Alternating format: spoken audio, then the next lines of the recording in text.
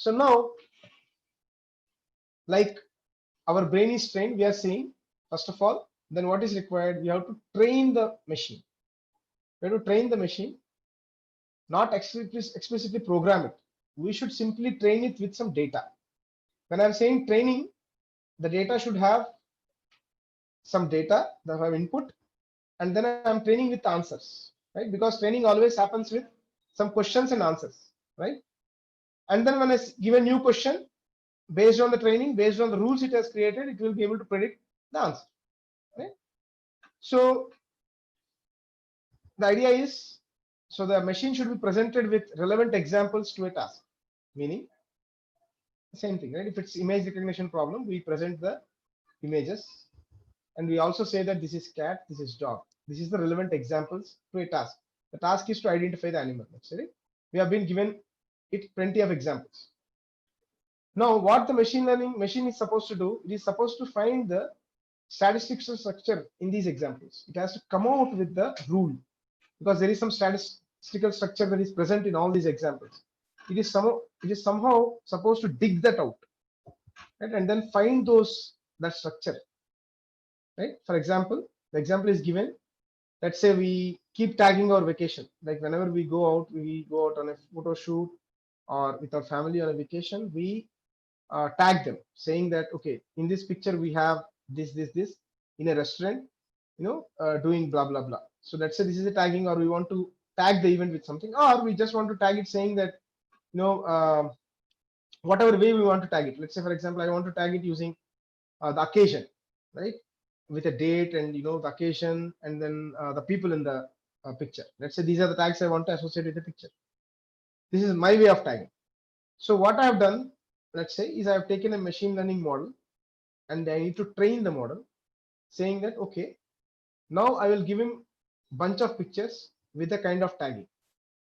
Now I expect the machine to understand the pictures, correlate the tagging, and learning how to tag. So later on, when I give more and more pictures, it knows how to tag. It has learned how to tag. I don't have to do the tagging anymore.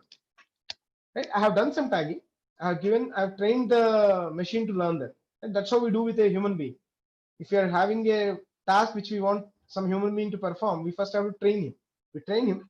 We give him the example. Yeah, you have to do this. If you get this, you have to do this. If you get this, and the guy will understand. Similarly, we are saying machine can also learn, and then it will then tag, right? So when did machine learning become very famous is in 1990s. Previously, it's not like machine learning thoughts were not there. Actually, they were there since Turing machine, right? Actually, it comes from in the same line of Turing machine, right? So during Turing machine also there were thoughts, but in 1990s it got flourished, right? The reason and the trend of flourishing is because of availability of faster hardware. If you know, 1990s there is a boom in the technology in terms of hardware and large data sets. That is the era when computers started coming to normal people, very powerful computers. Previously, computers used to be huge, right? And they are supposed to be only used for some research laboratories or something. They are specific to some particular purpose, and they were not available everywhere, right?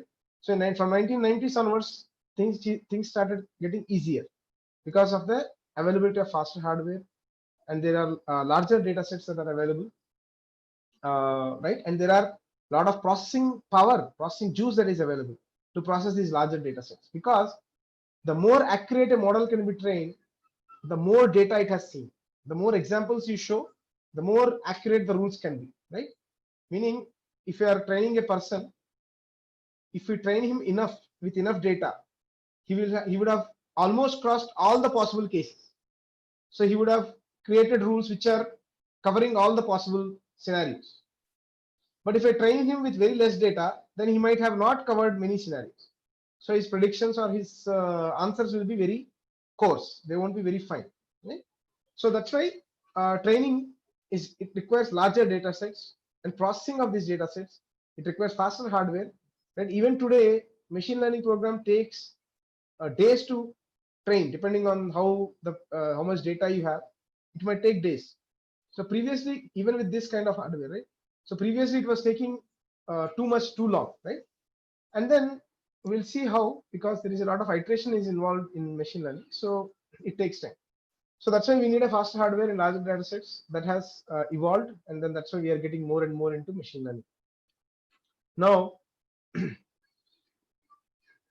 in machine learning, people might think that it's a lot of statistics. Although yes, the base of machine learning is statistics, but machine learning is more of a hands-on discipline, right? Where ideas are proven empirically than theoretically. Because you have to train a model, right?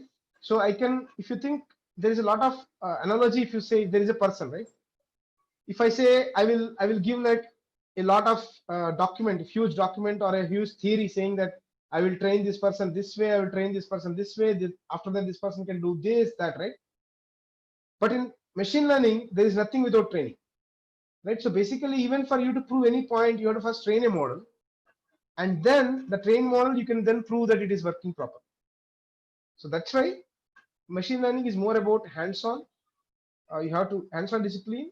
Ideas are proven empirically because you have created a model. Now that model can be proven clearly and not theoretically, right? There is no algorithm as such. You have to actually train it with enough data and enough and the right model. We will come more to little model and what is all that. What are the three inputs, or what are the three things needed for ML? Because now we are going a little more deeper into ML. What are the three things? Number one, I need input data points.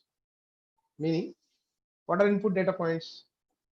If the problem is speech recognition, let's say I'm solving a machine learning problem for speech recognition, meaning I want the computer to recognize the speech, meaning I'm just saying something and the computer should be able to understand the sentence and act upon it, right? For example, we have our Alexa and Google, right?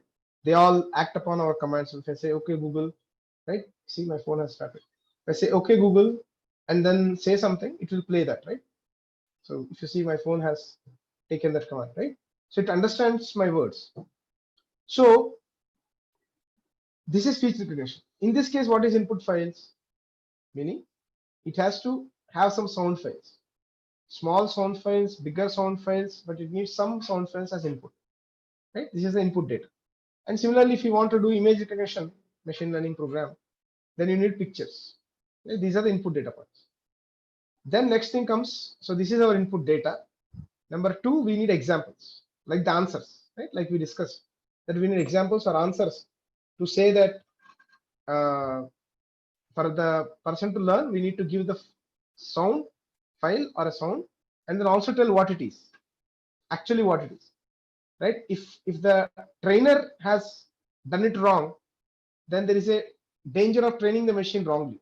So these data should be very perfect, meaning this has to be manually clean data, right? We have to uh, properly clean the data, make sure that the input data and the examples we are giving or the answers we are giving for the input, these are sometimes called as labeling, is also called as labeling, right? When we are labeling a data, this task is called labeling. So there is a lot of effort that goes into labeling the initial data points, the input data points. They have to be labeled properly, and this might many times have to be done manually. Nowadays there are some tools that are coming which can do some level of automated labeling, but still human intervention is required to properly label some of the data. Now you have input, you have your answers which you have labeled based on the input. Now we need to understand, how do you say that your model is working fine? What is the parameter based on which you will say the algorithm is working or your model is performing fine, right? This is another point you need, because otherwise you cannot prove anything. So in the second thing, if you want to do the examples, basically for speech recognition, we need the transcripts of the sound files. If you are trying to feed sound files as data, then I need the transcripts of those sound files to be able to train the model. If I have image recognition, I need tagged or labeled images for me to train the model properly. Okay. Now I need an algorithm to measure if the model is doing a good job, right? So how do we do that? We say, okay, that's why data is always separated into training data and validation data. or test data, right? So basically what we do is we first train the model with some data and then test the model with some test data. And test data is very specifically chosen. You know, even choosing the test data requires some skill from the human being. In test data, he will choose in such a way that if these things can be told by the computer, then the machine is properly modeled. That is the test data he chooses from the input data. And then he uses one set of data for training. Right? He doesn't use the same data which he has trained the model with for testing. For example, I have already shown you a picture of cat and I told you it's a cat, and I'm showing you this very same picture. Then you might as well say that. So that won't help me in finding out if you are working properly or not. So I have to show you another cat, or at least another image of the same cat. Something has to be changed in the test so that I know that my algorithm, my model is now well trained and it is behaving properly. So I need a measure saying that, okay, for example, this measure is used to improve my model, right? So what happens is, okay, I will come to that point later. I will finish this here, meaning that I need an algorithm to know if it's doing a good job, which is any typical optimization problem. We have input, we have constraints, and we need a optimization function. Right?